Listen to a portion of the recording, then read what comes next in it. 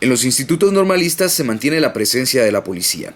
Alrededor del Instituto Normal Mixto Rafael Akeche, Instituto Normal Centroamérica y el Instituto Normal Central para Señoritas Belén, se puede observar la presencia de las fuerzas especiales de la policía, como también de varias radiopatrullas.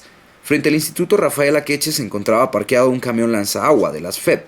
Los antimotines no dejaron entrar o salir alumnos del establecimiento. En el Inca, unas alumnas apoyan a sus compañeras desde la calle. Los antimotines están frente a la puerta del establecimiento bloqueando el paso. En el Instituto Belén también se mantienen las FEP.